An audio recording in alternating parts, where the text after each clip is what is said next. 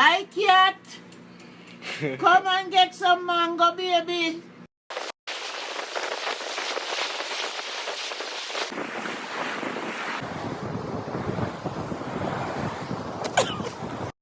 One, two, 1, 2, 3.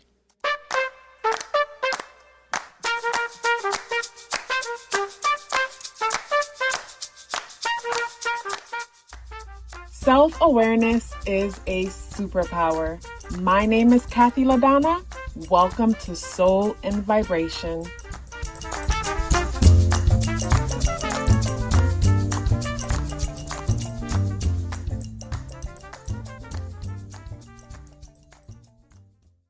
I hope the free thinkers are doing well. And if you're not doing well, I'm happy to remind you that you are the most powerful person that you know. You are the most powerful person that you know because only you can create your reality. Hey guys, today is Wednesday, April 30th, and the energies in the day adds up and reduced to number 7 vibration. If today is your birthday, happy birthday. So with the day being a 7 day and the 30th, big introspective energy, but also to creative, expressive energy. So with the day being the 30th and the 7th, I feel like I resonate with this energy because I was born on the 30th, and my life path is the number 7 energy. So with the 3 energy, it's expressive, it's childlike, it's restless, it's impulsive, it's inconsistent, to name a few. And the number 7 energy is reflective, it's deep, it's always questioning everything, maybe even a little bit paranoid. It doesn't trust, it rebels. But both the 3 and the 30th and the 7 are both masculine energy. So both are energized from taking action. Whether the day being the 30th, we're motivated from taking action at the thought of jumping into things and starting new things, and the newness of a thing excites us. And the number 7 masculine in its way, when it comes to, that it's interesting that the 7 is a masculine energy, but it goes within. So I guess with the 7 being a masculine energy going within, I guess masculine in the sense that it goes within and it reflects, but then after the reflection on the inside, it puts out whatever it goes in and gets. When I say puts out, maybe it projects it into the world, because I think of the number 7 being connected to Neptune. And when I think of Neptune energy, I think of the whole Pisces, the dream is a blueprint. I think of, a vision, having an image in mind. And with the number 7 energy and the number 3 energy, to me, when it comes to today's energy could be a bit introspective, but vibrant. Or so I feel within me, where it's like the number 7, being a life path 7, I love my own company. The number 7 is ruled by Neptune. So it's almost like I'm living in that 12th house in my imagination, having, enjoying the delulu and, fantasizing and dreaming and questioning, and I'm just floating around in nothingness within my world. But then the number 3 is vibrant, where it's like, I'm curious. Okay, what about this? Okay, then I'll research that. Okay, what about that? Where the number 30th, and that could be today's energy, it's like Gemini. I like turning over every rock for the sake of turning them over. But unlike Gemini, after I turn them over with the 30th, the day being the adding up and reducing to number 7 vibration, after I've turned the rocks over, then I want to research each one that I've turned over and then compare them and see the patterns within them and how they work and how they're connected and how they're connected to other things. And it's like down the rabbit hole, always down the rabbit hole. That's what I'm getting when it comes to today's energy, where it's like, I'm curious about everything, but at the same time, I'm just not curious for the sake of just being curious. I'm diving deeper. And I love that the moon in Gemini reflects the day being the 30th. I'm curious. And that's why I created my shirts that say curiosity freed the cat, because I am that cat. And I feel like curiosity killed the cat. If you don't even know what death is and where we're going, how you know that cat ain't free? Like, how you know this ain't prison and the cat was free? So curiosity actually freed the cat and not what we think. Well, that's how I see it. Curiosity freed me. you know? So with the number 3, it's curious, but the curiosity, like Moon and Gemini, it's curious, but I love that, you know, I love that it's speaking to Mars, speaking to Neptune in Aries, because Neptune brings in that, you know, energy that causes us to go in. So we're curious and then we're questioning. We're curious and we question more. And I think that's great, where instead of like you're curious, you gain a little bit of information and you move on to the next thing. Like for me, that just feels like, I don't know, I love the whole Plutonian death and rebirth, where it's like if you're curious and then you investigate, something changes within you. And then you're curious again and you investigate, there's constant transformation happening within. And I'm just a fan of that energy, I guess I would say. So when it comes to today's energy, today brings me to that. I'm curious and then I'm investigating. So there is an isolating feeling about today with it adding up, reducing to the number 7 vibration, something very introspective about it. But at the same time, very curious. And with Mercury being in Aries, and it is positively speaking to the Moon in Gemini, you want to be careful. And you want to be careful in the sense that with this energy, some of us could find ourselves saying too much or saying what you wish you didn't say, getting lost in the moment and saying too much. The number 7 energy does help to rein things in a little bit. I do like that the number 7 help reining things in for the most part. But when I look at Mars in Leo and Mercury in Aries, and that's being positively aspected like Moon in Gemini conjunct Jupiter, some of us could find ourselves saying too much, or in some cases, I guess what's said needed to be said. As for some, it helps us to be more informed. But also too, with the day being the 30th and the energies adding up, reducing to number 7 vibration, this could be a restless day, because the number 7 could call us to want to be still, and the number 30th don't want to be still. Where to me, the number 30th and the 7 is like the grandson with the grandpa. Where it's like some days the grandson and the grandpa, they work well, because the grandson is like, ooh, what's this? What's that? What's that? And the grandpa has all this experience and knowledge. So the grandpa is able to, you know, help to teach the child different things.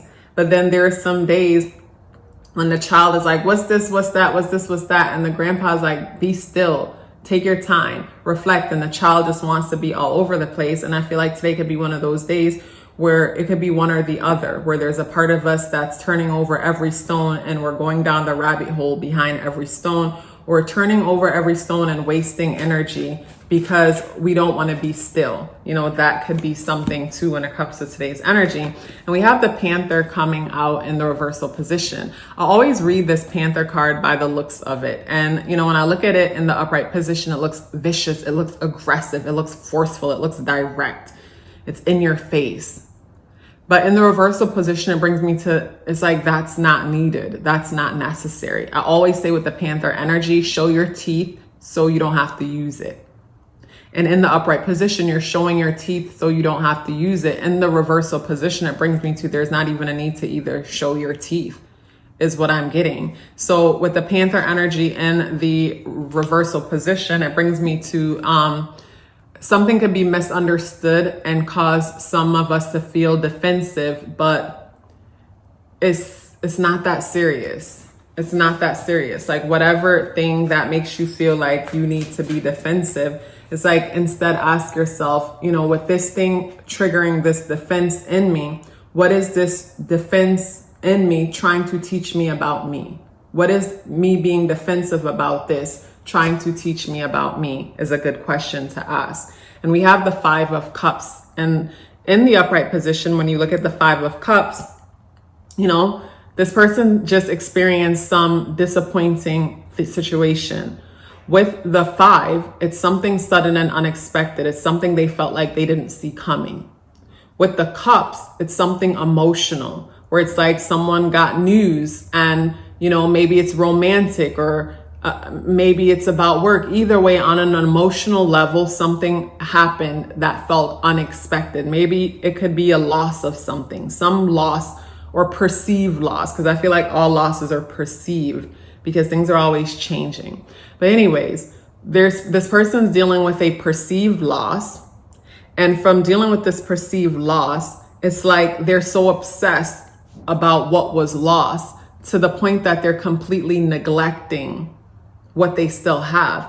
This brings me to, it's not a good example, but I guess I'll use it, where I think about like the parent that had, experienced the loss of a child, which is probably the worst thing that can happen to a parent.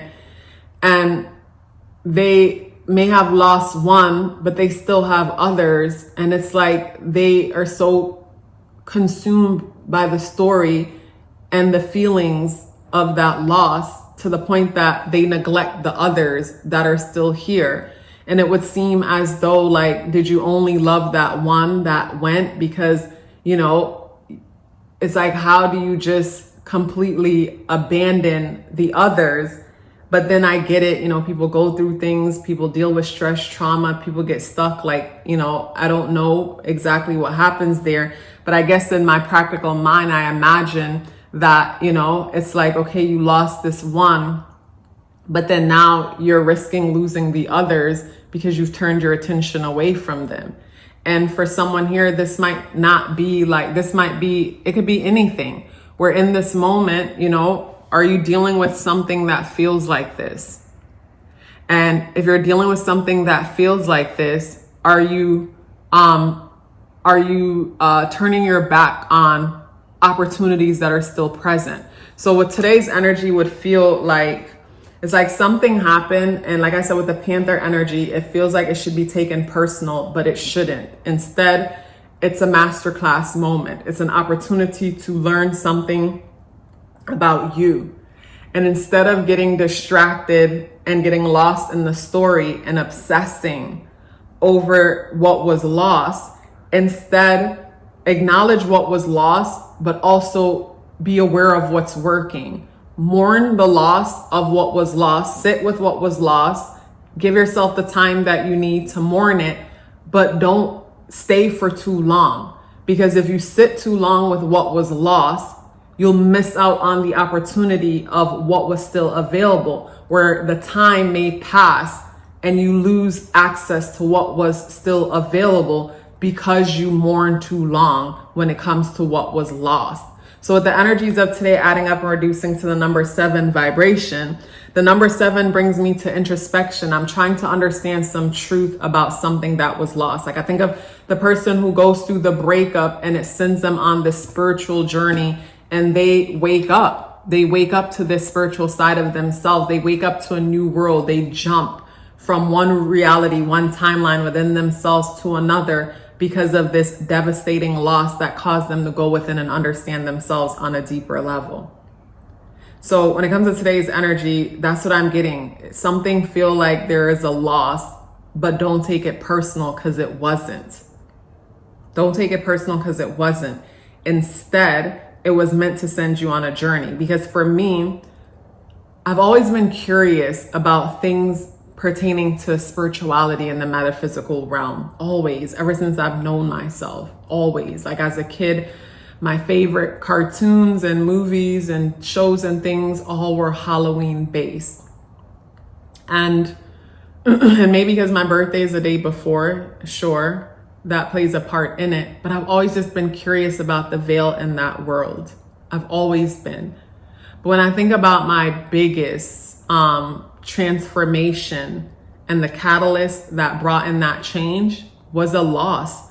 It was a loss that felt so devastating to where it took me some time to recognize that there are other things that are working that I need to turn my attention to, because the loss caught me off guard and it was just so disappointing.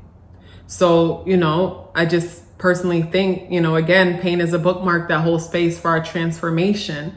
The moments that feel so devastating and challenging, I feel like that's when things are changing for the better. And with the number 5 energy, 5 of Cups, the number 5 deals with sudden and unexpected change. So it's like, for me, that devastation of loss needed to come in because it triggered change within me that would have never happened any other way. It would have never happened any other way. And, you know, when it comes to today's energy, something is triggered where there's some sudden and unexpected change in emotions that reflect some kind of loss. And it's so easy to start fighting back and get defensive about it.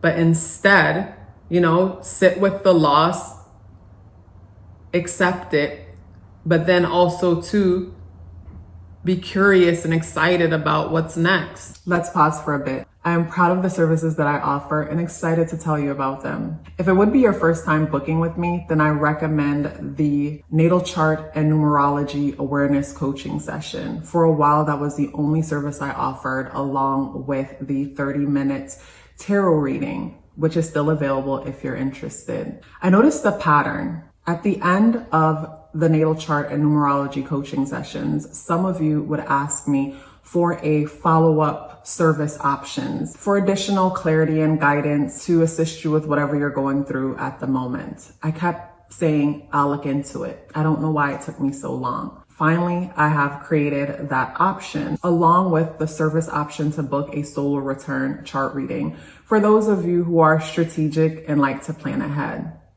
Everything you need to know is within the description box below. Let's get back into the video. Also too, with today's energy, Moon in Gemini conjunct Jupiter is squaring Saturn conjunct the North Node and Venus in Pisces.